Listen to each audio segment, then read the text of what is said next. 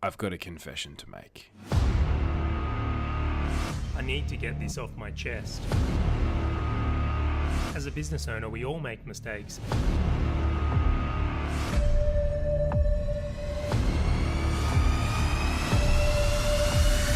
I've got to confess. And we are live, Confessions of a Business Owner, but today a very, very special episode with Jared Codling, Australia's #1 growth hacker, which I'm really looking forward to this one. How are you doing, Jared? Yeah, doing great, man. Doing great. Thanks for having me on the podcast. It's actually my first podcast, so pretty exciting. I've been doing a lot of speaking gigs and stuff, but podcast is a totally new format for me. And man, you reached out at the perfect time. Well, sometimes the universe just aligns for these types of things, and I'm sure I'll get to take the credit of saying, well, look, I had him first. He was on Confessions of a Business Owner first. That's it. Let's hope. There's no hope here. I think we're pretty confident. Now, I was very fortunate to actually see you speak not long ago at an event, and I want to say you kind of caused, actually, I'm just going to go with it. You caused a ruckus. You certainly kind of changed the room on the back of your presentation, and certainly what got you into the hot seat to coming into the podcast. So I guess we'll start, because this is what it's all around, is you've come in on this show as a growth hacking professional. For those that don't know, what is growth hacking? So growth hacking to me, a lot of people look at business and they really get into the whole, they want to scale it with, say, digital marketing or something like that. And there's all of these tried and true strategies, and there's branding and all of that kind of stuff. Growth hacking looks at more short-term strategies and ways to hack the system and go faster. And they're not long-term sustainable tactics. Like a lot of times a growth hack will get you through a certain stage in a business. It can get you from launch through to having something that's, could have a bunch of staff and you're actually doing quite well revenue-wise. And it just catapults you. But how the growth hacks you use at the start of a business, they're definitely not going to hang around. And I normally see it as short-term tactics. Yeah, definitely. I would agree on that. I've seen some of it myself, but wow, some of the results and things we see coming through on these strategies is just crazy. And you did a few in the room at that presentation that were very, very impressive, that we'll get back into it later. So tell us a little bit about your company and what you're doing with New Growth Hack Every Week. Newhackeveryweek.com. So that one's a funny one, actually. So, I always wanted to teach. Like I love, giving value and sharing what I do and just helping people. And especially, since I got into business, hanging around a lot of other business people and just seeing, is there stuff that I can help them with? Because I've been very fortunate to have had great people around me that have helped me get to where I am. But I didn't really want to start teaching because, I didn't feel like I was qualified, right? So the thing is, like, if you want to be a teacher at a university or a school or something like that, you're going to have a certain degree. With digital marketing, growth hacking, there's no degree. Like when do you call it? When do you say, okay, you know what, I'm qualified enough? And for me, it was, until I'd made a few $1 million, I really didn't think I should be teaching people how to make money. So after I kind of got to that point where I'm like, I got into the ClickFunnels 2 Comma Club, I've done a number of successful businesses. I went, okay, maybe I'm going to go back to, I can teach a little bit, but I don't want to do it like everyone else is. Everyone else is kind of selling these courses for $997, and they're actually all just cookie cutter courses. They're all selling the same shit. And so what I decided to do was, I've got a number of different growth hacks that I've got, and I come across them all the time because I only hang around growth hackers most of the time. And so I came up with this concept and I actually built this on New Year's Eve. I decided, you know what, I'm going to go into the new year strong. I'm going to start a brand new business tonight, knock out a landing page and see if I can get some customers. And I think that too many people put too much thought into a business before they start. And I think just kind of leap off the edge, jump into it. And so the idea behind it was, first person that signs up, it's $1 a week. The next person that signs up, it's $2 a week, and so on and so forth. And right now it's about $70 a week US. So it's actually gotten quite expensive. And what it is, I give a new growth hack every week. And it's a completely original new growth hack that someone could go and implement in their business. And it's not theoretical, it's completely practical. It's just like, this is something that you can go and do right now and get a result. And so that's obviously getting harder as we get further into the year, because I've been doing one every week consistently. So many things I like here. And first off, wouldn't it be great if the qualifier on people teaching digital marketing or growth hacking strategies was they had to have made a couple of $1 million before teaching it? I think that would be a nice credential. I really, really do. So I commend you on kind of taking that effort from there. But So many questions even on this, and we will get to your confession shortly. But let's just, something I had to mention was how impressed I was with your pricing and retention strategy on that system. It's like, to start at $1 a week and building it up, you're building in the loyalty and reason to take action. So where did you get that from? Was that one of your ideas or growth hacking strategies in itself? It definitely was a growth hacking strategy I came up with myself and just couldn't get out of my head. I had it a few months earlier and I couldn't get it out of my head. I just needed to try it out because I see all these marketers doing false scarcity. Like there is actually no real scarcity. They say, limited spots, this will be taken down tomorrow. And like they're always lying. And I actually, as much as I do, black hat stuff and I break the terms of service and all that, I never actually like to lie. Like I like to be very ethical about that. And if somebody's going to buy off me, I want to be completely transparent and tell them the truth. And so for me to say limited spots only, if there wasn't, it just doesn't fit with me. And so I needed to come up with a way where I was just thinking like, how do I create real scarcity? And gradually putting the price up does that. And then the second byproduct of that is people don't want to leave because if they leave and they come back later, the price will be higher. So they like to, the customer retention has been like, I'm over 90% retention. And we're 5 months into the year now. Like people just aren't leaving. They just are. And I think it's partly due to that. And then partly due to, I've got a really good community now. Well, I think you are doing a lot of things right. And I love that integral piece. And from what I've seen, the hacks you are putting out there, the growth hacks actually work, which is, I'm guessing, a big reason why people are hanging around. I mean, the pricing strategy alone wouldn't cover it. It's just a nice little icing on the cake. Now, for anyone listening to the episode, I'll make sure to include a link to New Hack Every Week in the show notes description, and that's newhackeveryweek.com. So for anyone who wants to check that out, I highly encourage even to just read the landing page is phenomenal on that front from there. Well, yeah, actually, it's funny because I put 2 sample hacks on the page, which if you were to just do one of those, like one of them is the viral bot. So it uses messenger bots and it walks it through end to end. On how to run a viral bot competition. And, typically this will cost under $100 to do. And, that would pay for like a year. Or, if you execute it even half well, you'll pay for like a year of membership. And so that was my idea. And a lot of people who've signed up to the course actually went and did that hack, made the money, and then they actually signed up to my membership program because the stuff actually works. I guess that's the beauty of it. That's so good. I mean, that's a brilliant strategy in itself. And guys, definitely go check that out. I will disclose that I'm working with Kim, my fellow co-host, and we have seen some of this stuff in action. It's so, so cool and rather addictive, I might mention as well. Well, yeah, Kim was one of the first to do the viral bot, actually. I shared it with him before I shared it with anybody else. I was like, hey, man, I think I've worked this thing out. I did it for a local business, which was my brother's car detailing business. And I exploded his business overnight for like under $100.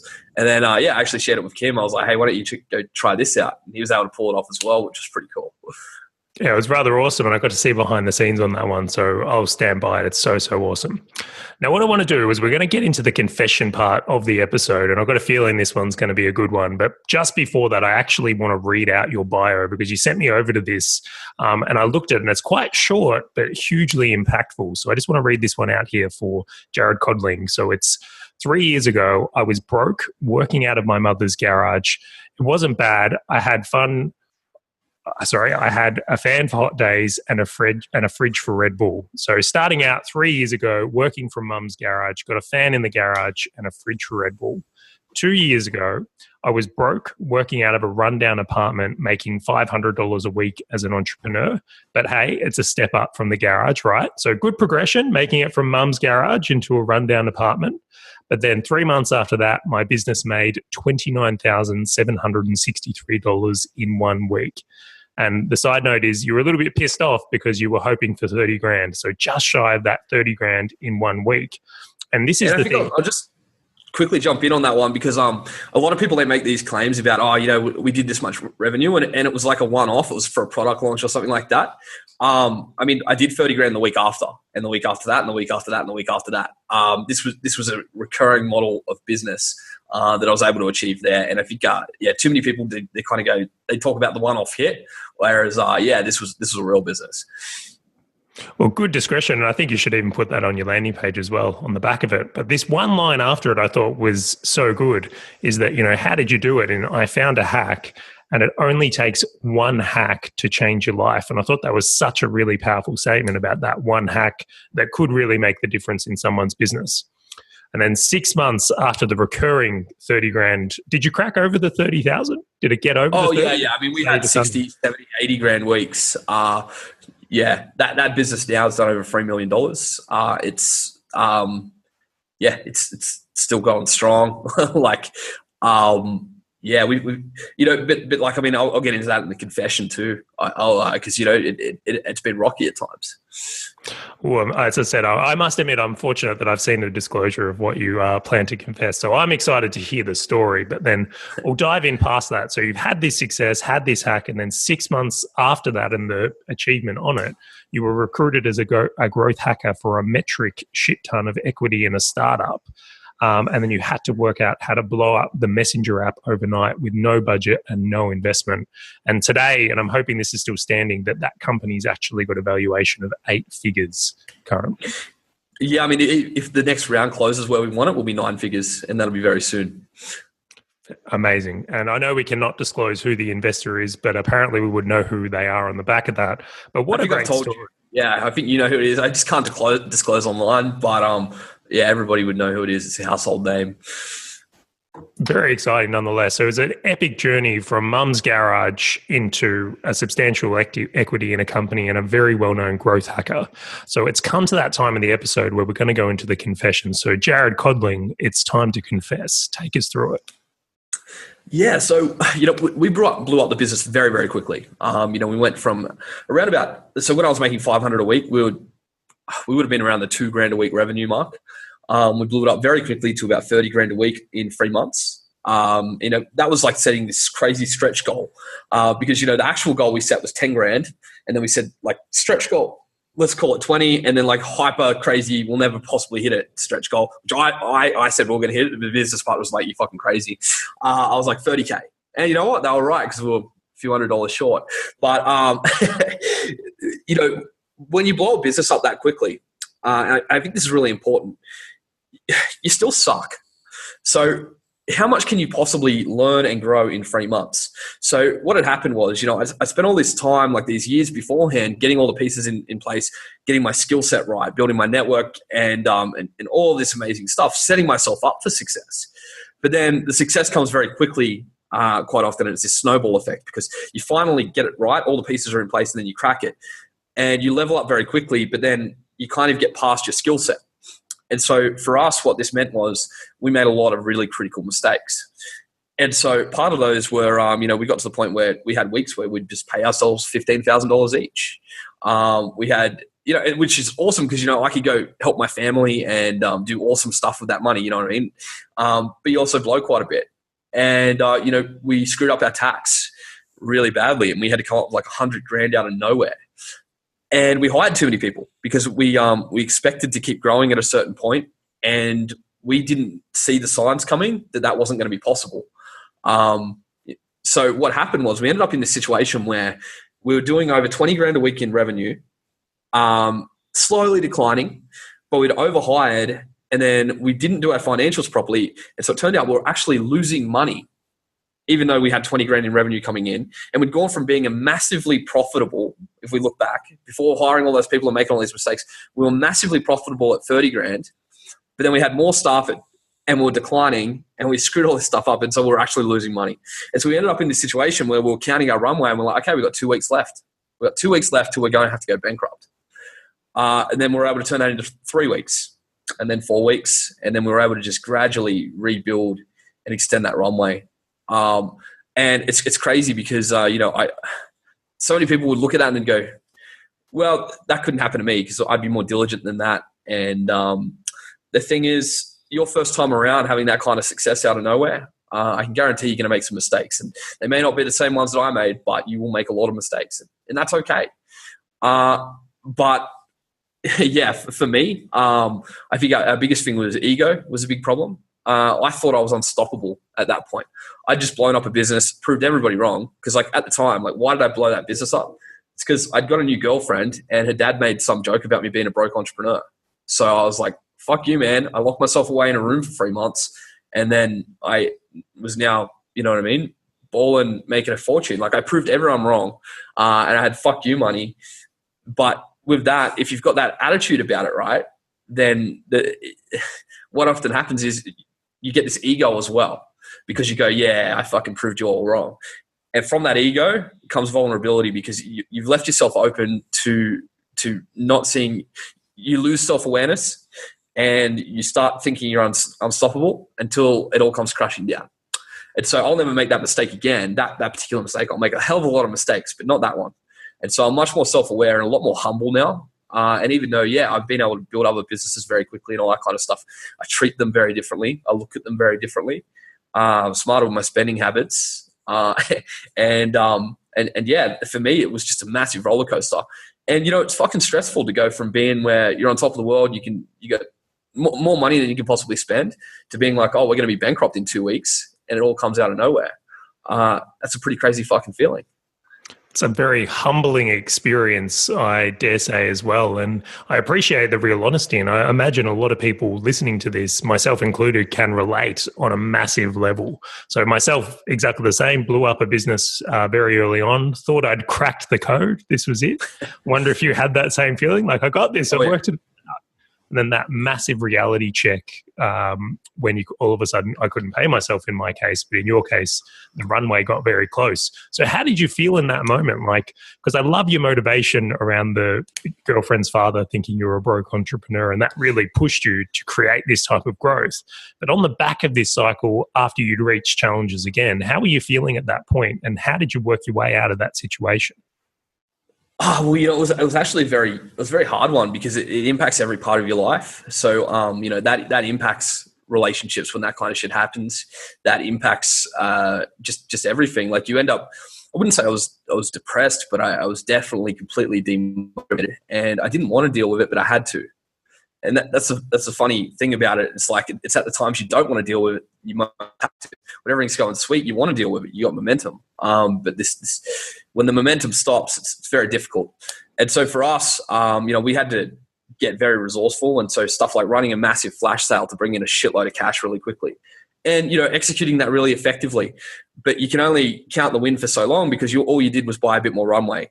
And then now you've got obligations to fulfill, because, you know, we're selling 6 months packages, even though we only had a runway of a few weeks. And I'm not in the business of ripping anyone off. So we're going to be potentially bankrupt and fulfilling these orders for free. Yeah, like, and firing all our staff and doing this ourselves. Like, we were literally doing, and we were talking about this stuff openly. And, you know, the thing is, I've got 2 amazing business partners, and, you know, we were very logical about this, and we talked through it, and we didn't blame each other. It would have been so easy for us to all point the finger and go, this is your fault, this is your fault. Rather than that, we're like, okay, guys, what can each of us do to get us out of this situation? That's so great that you were able to come together. I can see that it would be for some a moment where you tear each other apart. Did you have to get rid of people or anything like that, or fire staff in your overhiring? Well, here's the funny thing about that. When we were fighting the most, it was when we were the most successful, because we all had the fucking egos, right? When you get humbled by that slap in the face, that's when you go back to show you know, that humble version of yourself where you can actually be effective and have, you know, real relationships and treat each other the way that you should. And yeah, you know, we did have to fire some people, but, you know, not as many as, you know, and this is something we conflicted about as well, because I kind of said, well, look, you know, I think we should go back to skeleton, bare bones, and work our way out of this and just fire everybody and just deal with it. Whereas they wanted to keep everybody on. And the reason for that is I'm quite disconnected from the staff. Whereas, you know, they're working in the office with them, or they've got a closer relationship with them. And for them to have to fire one of their close friends is very different. And so I understood that as well and respected it. But what it meant was we all had to work a little bit harder to carry people who weren't necessarily delivering. And, you know, a lot of the time wasn't even the staff's fault. But, oh, shit, man, we learned some lessons. And, yeah, this is some of it I can't really talk about. But, you know, like we had some fair work issues and stuff like that where people were opportunistic. And, you know, we had some legal matters and stuff come up when we really did not need legal matters coming up. And so shit can just get worse and worse and worse. But what we were able to do was find, we've got this core group of staff who are just amazing, and they would stick through. And some of them took pay cuts just to hang around because they were like, well, you know what? I can justify it because I'm learning. And they would actually come to us and say, look, I only need to get paid this much this week. It's all good. We don't forget that stuff. But we're super appreciative. We're just, I was just really blown away by like how much our staff actually believe in our mission and what we do, and how much they were willing to do to stick around. How amazing is that in this challenge, you actually probably found your most loyal and trustworthy team members in the experience. Like you got to see their true colors and, who are the right people and the wrong people to be working with you. So what were the biggest lessons you learned through this experience? So one of the big ones was, so if you're not growing, you're dying. And this is a huge thing where, hindsight's 20/20, but I was really pushing for us to go international. So we've purely been an Australian-based business. We had no reason for that, really. We had some technical challenges with currency conversion, but that was it. We should have been international. And so when the hack was working that blew us up, we should have been going international and going all in and trying to grow. The business partners became quite comfortable and they wanted to kind of protect what we had. Now, I could have been wrong though, because we could have done our ass internationally. So that's just my opinion. And I completely respect the fact that I could have been dead fucking wrong. But now we're going international and we're back working out, how can we get back to growing and stuff. The other thing is I play in big markets. I'm in mortgages and I'm in weight loss. That's my two main things. And then I'm in marketing as well. Like actually, new hack every week. Do you want to pick more competitive fields? Or? Yeah. Like I'm literally going the most competitive markets in the world.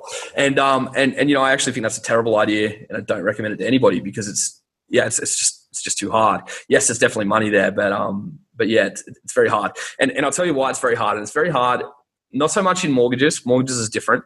Mortgages you're competing with, like they've got big budgets, so you got to outsmart them, but it's really hard. The problem with weight loss and marketing is everyone fucking lies. So you can have the best product, but everyone else will just lie and say theirs is better. And if you're being honest and you're willing to stay honest, then even if you've got the best product, you can't convey it. And so what I would say is what we're doing now with the weight loss company is we're niching down, and we found a portion of the market, maybe 10% of the market, that we can help more. They need our help more, and we can make more money. So that was a big lesson. The other thing was diversification. So I was dead wrong on this one, and the business partners were right. They were saying we need to get more products, and I was like, well, we've got this recurring membership. We should just focus on that. Since bringing upsells and diversifying and having more products, we missed out on making an extra $1 million. Like, I'll admit it. Ooh, maybe that's the confession. We missed out on an extra $1 million, but I'll tell you what. Well, I've got another one too, man, and this one will apply to a lot of your audience. It's actually a very interesting one, and I've even named it now because I talk about it in most of my talks.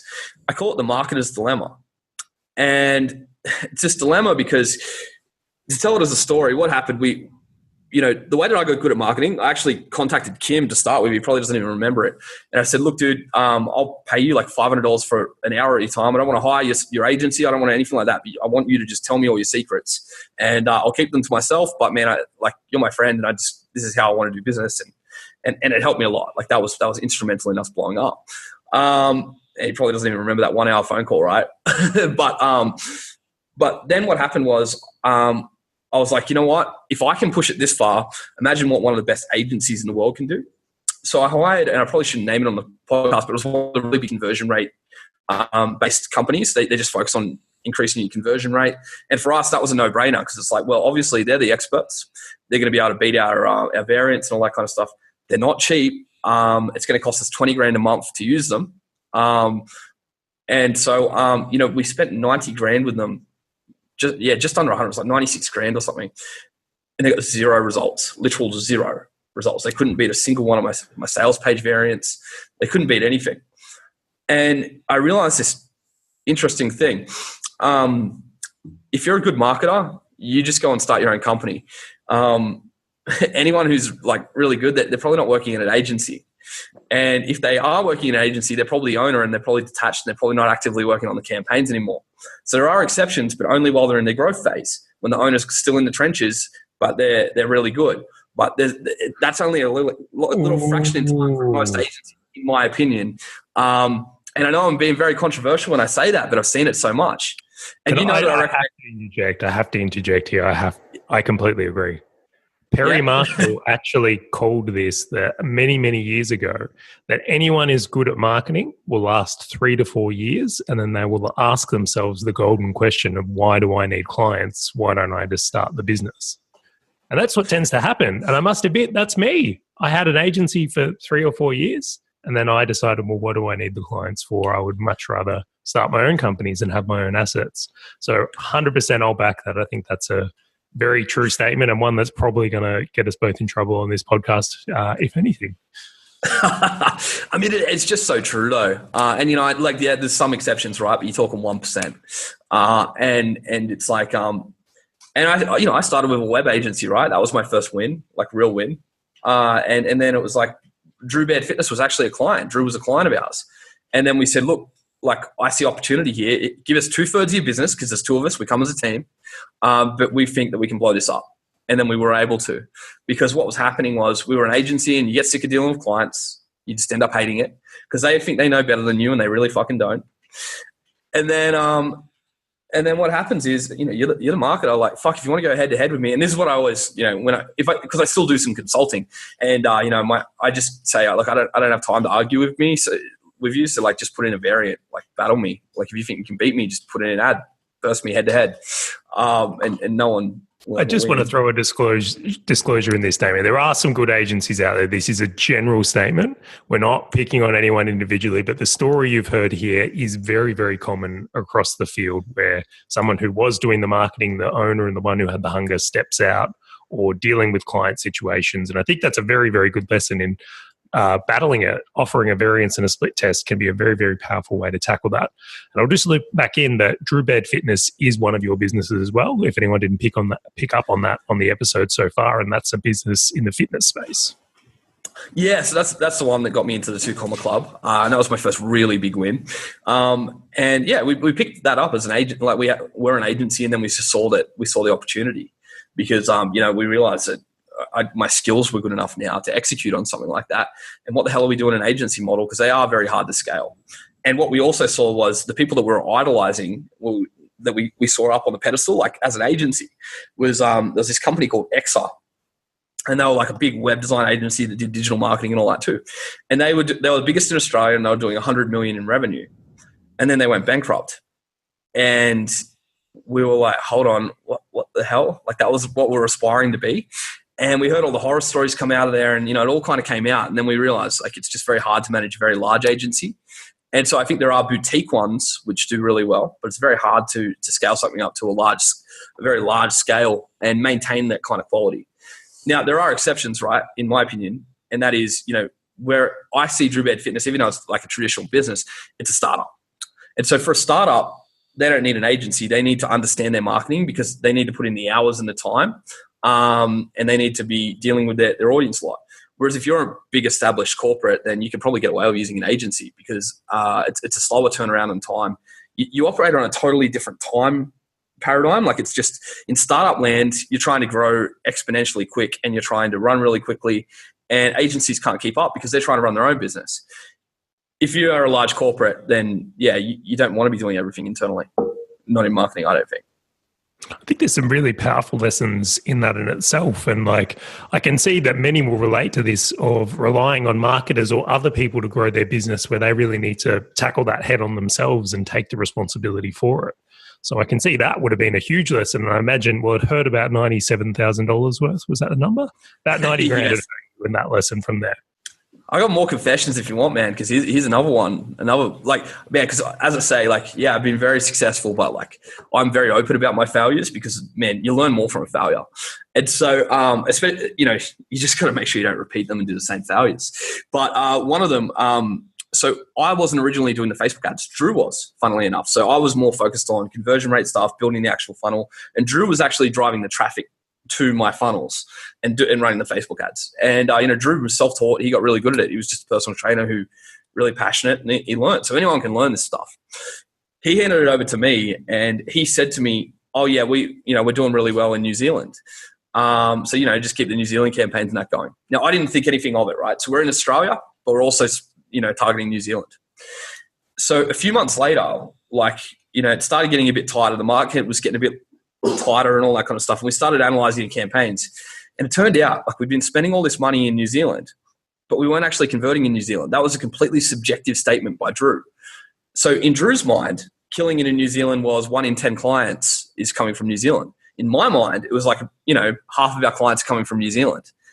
I didn't bother to look, and I didn't bother to have that same point of reference from Drew, right? So we're on totally different pages, and he said something and I've interpreted it wrong, and the data could have easily shown us the truth. So when we actually looked at the truth, we'd missed out on about 80 grand. We had about 30 grand in lost ad spend plus 50 grand in opportunity cost. And I had to just call my business partners after I worked this out, and there's no point hiding it, right? Like I wanted them to know. I called them up and I said, hey, look, I fucked up. I cost us 80 grand. Let me tell you how. And you imagine getting that call from a business partner, and that's the first thing you hear. But we have that relationship. Phone call. It's not the best phone call I'd ever get from my business partner, but nonetheless, I must admit that I'm kind of almost a little bit envious on how you work with your business partners. There's this brutal honesty and camaraderie between you, or so it sounds, or how I'm interpreting it. Oh, we don't even have a shareholders agreement. We don't need one. Like we're just like we would never fuck each other. And it was just, and it's just, we put each other before we put ourselves. That's probably the best way to put it. And, we work really well together, but we've just had brutal honesty from the start, and we don't pull punches. If it's a hard conversation, we have the hard conversation. And there's no, I told you so, but there is a reflection.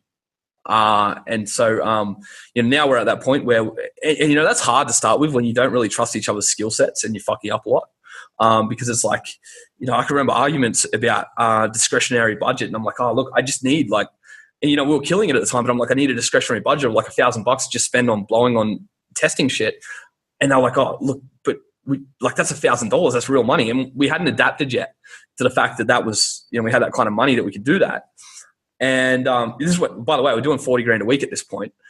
So to do like, that was nothing. That was a drop in the ocean. So I said, well, I back myself. So fine. If I fuck it up, pull it out of my pay. I don't care. But we ended up having this huge fight about it. But then what came out in the end was our real concerns. And it was like, well, I'm a little bit loose. I'm more risk tolerant than they are. And then like what happens is when you have these fights, you end up having honest conversations and understanding the direction you're going in. And from there, you're able to better help each other achieve. So I didn't know what they wanted to achieve at that point. But then from having that hard conversation, I then knew what they wanted to achieve, and they wanted stability, and I wanted to grow faster.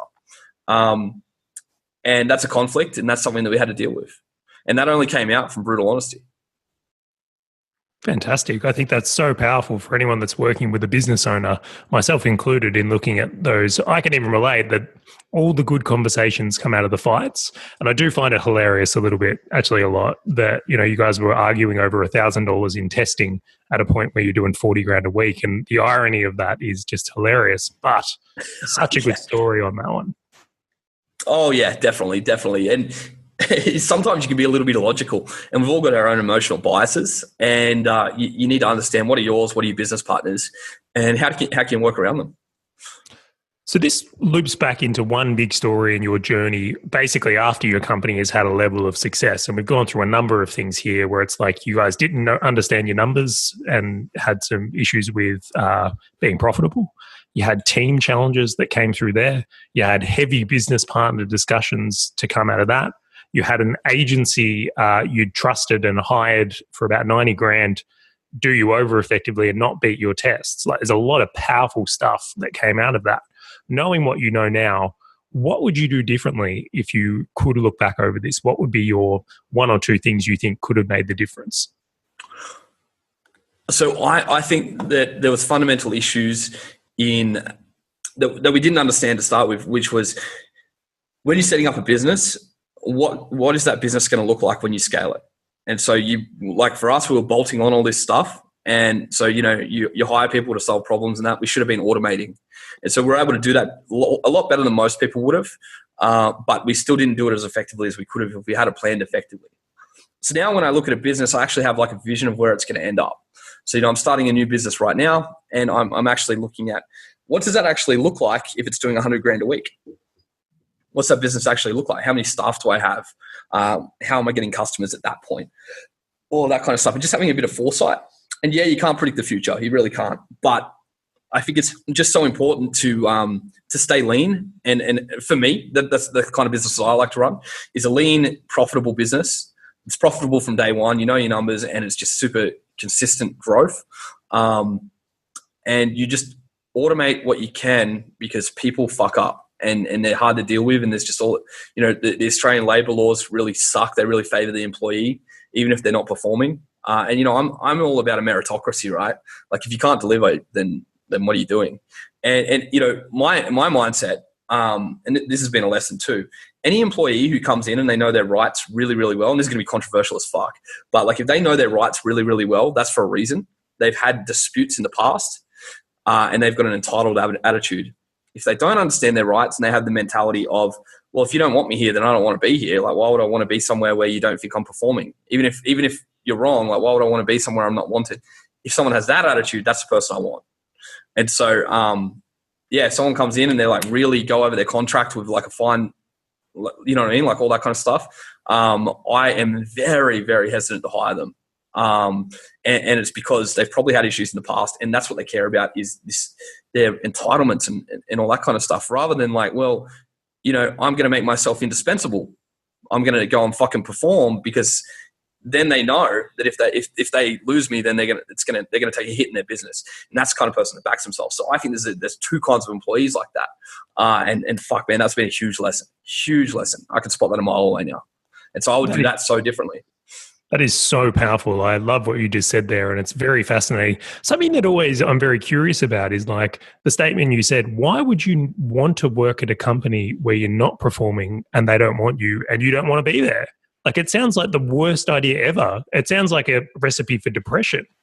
Oh, 100%. But see, some people, they'll choose depression with security. You know what I mean? This is why they go and get corporate jobs at large corporates. You go get a job at Westpac and they fucking don't want you there. You just move departments and they can't fire you because of all the fucking laws. And you could just float for a few years and you're on a secure salary. You're not performing. You're not achieving anything in life, but you're floating. And you know what? A lot of people are happy floating. But man, like floaters, people who just aren't actually contributing in your business, they consume your energy so much more than somebody who's achieving. And they're not cut even. They're actually detrimental. They're cancer. And you got to get them out. Absolutely agree on that one. Now, did we want to tackle religion, vaccines, or abortion in the next questions here, or like how much more? No, let's just settle for me. Just smashing everybody in their employee rights, telling them that they should get fucked. So employee rights marketing agencies, be warned, Jared is coming. No, I just honestly, I only believe in results, right? And I remember back when we had the web agency, we had a client that was they were fucking retarded, and they were so hard to work with, and we were delivering so well, and we knew it, and then they just weren't happy, and we ended up just refunding them, even though we had done so much work. But for me, it was like, you know what? They don't think we've done a good job. I don't want to keep their money. I know I've done a good job. And I still look back on that job and I'm like, I did a fucking good job. But they weren't happy, and so I don't want to keep their money. And I think if people looked at it like that, we'd get a lot more people delivering actual results. Absolutely. And I think that's you've got some good integrity stuff running through with how you feel about your people and client money, and even how you charge, I think is really, really cool. Now, I want to dive into some more questions on the growth hacking side of things. So can we do a bit of rapid fire on these ones, although they might not be that right? So one of the things I think is very curious here, do you believe that growth hacking is something the average business owner can do, or do they need to hire a professional if they're going to go into this space? I think what I would actually bring this back to the fact that I think that most business owners should have a grasp on their marketing, and they should be able to see opportunities. And so if they see, and so growth hacking a lot of the time is just watching other people. And watching what's going on in the marketing world. So I love ads. I love actually seeing ads now, because I'm always looking at everybody else's ads. And if you're a business owner, I think you should be, even if it's just in your market. If you see a competitor's ad, you should be analyzing what are they doing. And so because if you're actually looking at it from that, then there's plenty of growth hacks out there that the average business owner can implement themselves, and it's not that hard. If you're not doing serious revenue, like if you've got under 5 employees, then you should be in the trenches enough that you can go and pull off some sort of growth hack. By growth hack, it can be really simple. It can be running a competition. It can be, you know what I mean? It doesn't need to be some crazy hack like I pull off. It just needs to be better than what your competition is doing. So even local businesses and stuff, man, they should be growth hacking. Do you think it's more tailored to people with strong computer skills or internet skills, if you would? Or do you think that, as I said, the average business owner, even if they're not super tech savvy, can start getting into this stuff? Well, I mean, I think that's just a limiting belief people have. Like, I think anyone can believe anything, can learn anything. And to say that you're not tech savvy, well, you know, what are you savvy at? Because we're all savvy at something, right? And so, you know, you might have great hiring skills. And, you know, they might need to be sharpened up. But like for me right now, like there's just some shit that's out of my depth. I go and hire on Upwork, but I need to understand the process. So if I understand the process and what I'm trying to achieve and I can manage effectively, then I can achieve anything by hiring people really cost effectively, just on Upwork. And so I think like, yeah, a lot of the time people just have this limited belief. No, I'm not a tech person. I just want to hand it all off to the agency. And that's a big problem. You're much better to have, okay, I'm not a tech person, but I understand what I want to achieve. So I'm going to bring in a freelancer and I'm going to have them work with me to get this result. That's a totally different attitude. Palming the entire thing off, saying, just come up with a strategy for me, implement the whole thing and make me fucking money. Come on, make it rain. It's fucking dumb. It doesn't work that way. But if you bring people in to help execute for you, but you've got the vision, then that's the way to go. Excellent. What's the most interesting or crazy growth hack you've seen work? Oh man, so I think this one's just retardedly easy. Like it's just so crazy. It's the Medium hack that I do. So medium.com, and I've done this so many times. I literally did this like 3 days ago. You can, and this is a hack that I'll explain on here, and people can literally go and do it. So with Medium, medium.com, it's one of the biggest websites in the world. I think it's like traffic wise, it's in the top 200 in the world or something like that. And it's basically where, you know, people go and they write articles, and serious writers are on there, but also amateurs. So it's a really good mix. If you put an article on there, they have what's the equivalent of a Facebook like on that article, but it's called a clap. The difference is you can clap like 50 times. So one person, they can't just like it once. They can clap like up to 50 times. And so you write an article and then you put it in the category you want to be at the top. You want to rank number one, because if you're at the top of that article, of that category, you're going to get a lot of traffic, a lot of opportunities. Like it's good shit's going to happen. It does every time, like crazy good shit. So we did one 3 days ago, and now there's like a feature going in Forbes magazine from this. So like good shit happens when you do this. So then what happens is you go to this website called microworkers.com. Now microworkers are, it's kind of like you hire people, but for like tiny tasks that take like under a minute. And so you just hire a bunch of work for tiny things, if you will. Yeah, for like really, really tiny jobs. So you go to microworkers and you hire, say, 200 people, and they could be from anywhere in the world, and you get them to go and clap on your article 50 times. So to hire someone on microworkers costs about 10 cents, sometimes less, and you can get it at a really big scale. So what happens is you just have more claps than anybody else, because you've got 200 people clapping 50 times.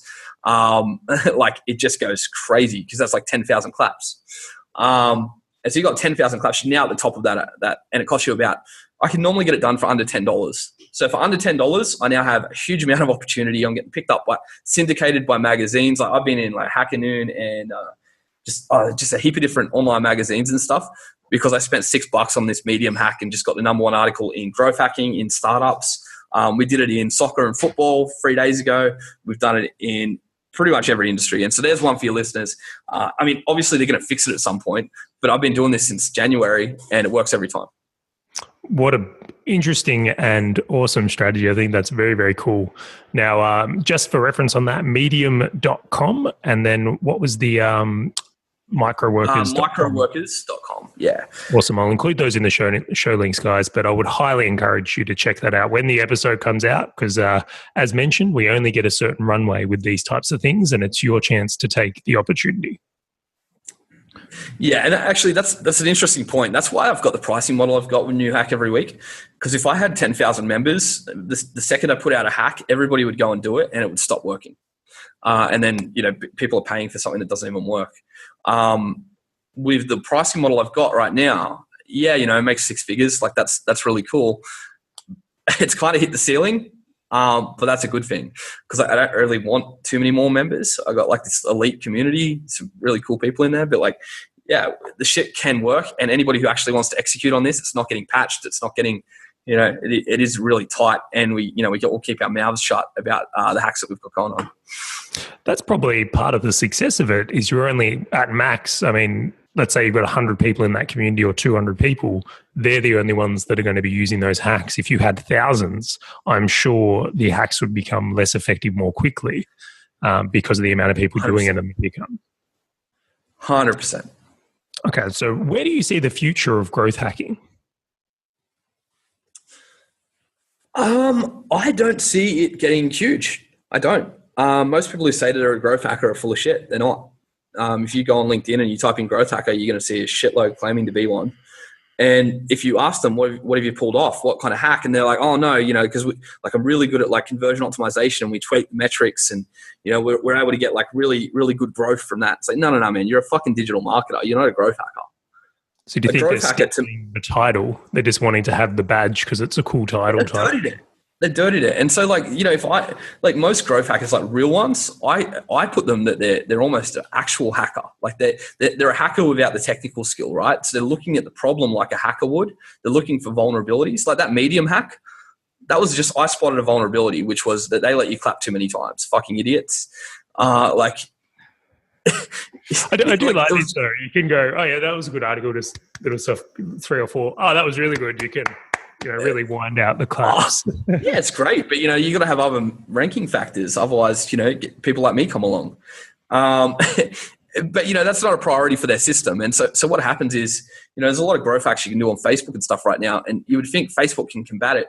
But, they're not trying to combat this one guy who's making a heap of money off this hack. If he keeps his mouth shut, he can go and hack his way and make a fortune. If he tells everybody about it and they've got 200 people doing it now, they have to patch it. They're forced to because you're ruining the experience for their community.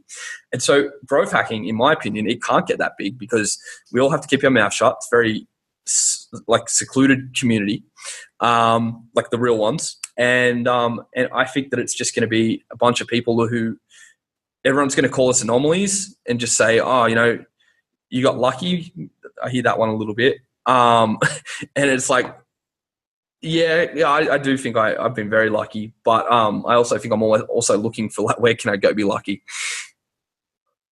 Absolutely. And it's, I wouldn't call it luck after this many times you've had wins with it. And I can see even on your page, there's a number of different hacks out there. You don't call someone lucky who's done it more than 10 times. I think there's a method to the madness. So, True. So I want to look at it from here is like, where to next from you? What are you getting up to in your future projects? So I'm actually launching a business today, a new one. I don't know when you're going to go live. So by the time you get this podcast up, when are you going to go live anyway? Well, at the moment, it'll probably be a couple of weeks from the day of recording. So today, yeah, cool. So yeah, I'll definitely be live then. So new site is live 3rd of May. This episode will be coming out towards the mid and end of May. Yeah, awesome. So, I've got this new business I'm launching. So what happened with New Hack every week? It confirmed that I've got this passion for teaching. I've had so much fun with that business. And if I look at everything I do during the week, so New Hack every week, it only takes me an hour or two, because that's just how long it takes. I just record a video and I put it in the group and that's it. Like the group self-moderates. It's a really good community. So, but then I look, that's actually my favorite 2 hours of the week. So I'm like, and I'm working on all these cool projects, which are really cool. That's still my favorite. But then I can't really scale that up that much. So I've hit this dilemma because it's just too expensive as well. So, I meet all these people, but they just can't afford it. And the thing is, like, if you're trying to quit your job or you've just started a business, it's just too fucking expensive. And I know what that's like. Like when I was starting out, this information would have been game changer for me, but and all the other stuff that I know now would have just, if someone had just handed that to me, I could have accelerated my growth, but I couldn't afford to buy that. So there's this interesting dilemma. So I've come up with this concept where I've got this new site called Dollar Biz Club. And for $1 a week, it's just literally $1 a week, which is a really bad business model because Stripe charges me 30 cents on that transaction. So I'm losing 30% in payment processing immediately.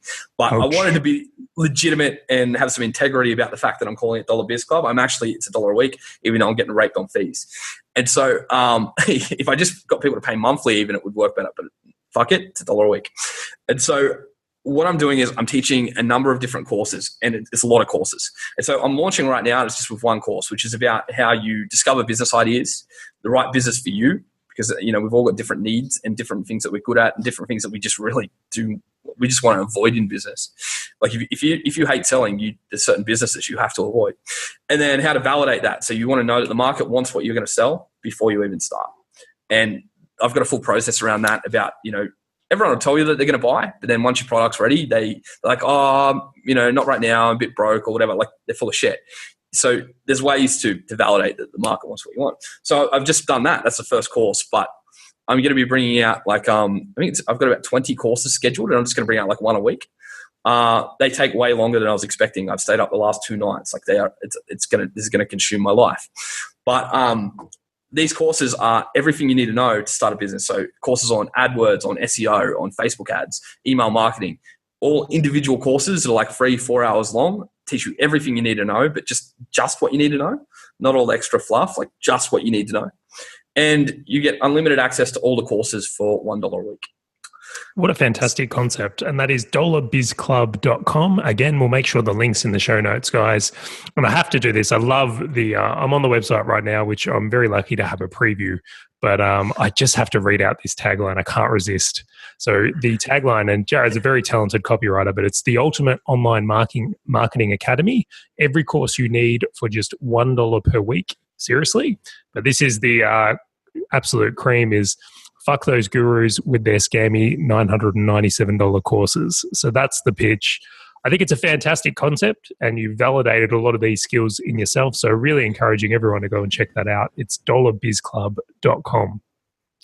So cool. I'm even sitting here going, I want to sign up for this. I think this looks awesome.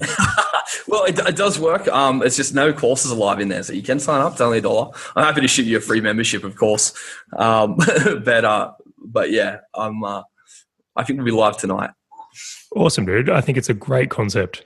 Well, we're going to be wrapping this one up from here, but I tell you what a great story and so many powerful lessons that have come through what you've been doing and how you've gotten to where you are. Is there any final thoughts you would like to leave the listeners with, and where's the best place people can check out what you do? Man, so final thoughts, nothing really. I think I've given a lot away today, just about, the reality of business, because I think, everyone sugarcoats it a little bit too much, and makes it look easy, because there's that whole marketing concept, which it's tried and true, which is you act like, oh, look, I'm an idiot and I was able to achieve it, so of course you can. And see, that mentality is peddled by course sellers so they can sell more courses. Whereas I'm more of a realist, and I want people to know what they're in for. This is fucking hard, and it's not for everybody. But if it is for you, then, jump to dollarbizclub.com. If you legitimately can't afford the $1 a week, and I know there are literally people out there, just email me, because I'll give you a free membership. I don't care. That goes for anybody. So if you legitimately can't afford it, just hit me up. I'll give you a free membership. Special offer for the people who listen to this show. I will make sure that we have the access to that. Where can people contact you? Straight on the website for those type of things? Just straight on the website. I'll make sure I got a contact thing on there. That'll be the best way. I'll chuck off a Facebook page and all that kind of stuff on there. I'll do all that shit. All the fun stuff. Business, man. It's like, I'm doing it really quickly, but it's so fucking hard. There's so many moving parts. There's so much you got to do. I love that. Actually, should be your tagline, Jared Codling. Business is fucking hard. It's not for everyone. But if it is, go here. Yeah, man. But what else are you going to do with your fucking life, right? I'm not going to go sit in a cubicle. Absolutely. To me, it's an intellectual sport. This is like a game like golf, where it's like, it doesn't matter how strong you are, doesn't matter how many hours you can stay awake. Like, it's a mental challenge and absolute something worth spending a life on, in my opinion. Like, I think it's everything. I think if you enjoy it, it's, as I say, it's not for everyone, but a lot of people, they say, oh man, you poor dude, you worked 18 hours the last few days. You're barely sleeping. What do you mean? I fucking love this. I'm enjoying every minute of it. I'm not complaining. Don't feel bad for me. This is sick. I often say that's actually a really great assessment tool on how your life is tracking. If you know what time it is and you count down hours, you're in the wrong fucking thing. Honestly, I think there's a huge lesson in that to be there. But Jared, I tell you what, thank you so much for being on the show and confessing so many. Thanks for having me, man. been a bit of fun. I'm hopeful we'll get to do this again. So maybe we'll give it a few months and then you can tell us how you're going with these other ventures and some other confessions. But I'll quickly reel off just some links for anyone that's made through to this point. We've got Dollar Biz Club is the new business, dollarbizclub.com. Come and check that out. Jared's got a special offer. We'll make sure if you do email him on that page and say Confessions of a Business Owner, he will hook you up with a membership. We've got New Hack Every Week, and the website for that is newhackeveryweek.com. I think that's a really cool one as well. Currently, it's at $68 a week. If you're listening to this now, it might be up a touch higher, but get in and grab a membership before it goes up even further. That fantastic concept from there as well. So thank you, guys. That's it for this episode of Confessions of a Business Owner. Thank you for being with us. Thanks, Charlie. Catch you, mate. See ya.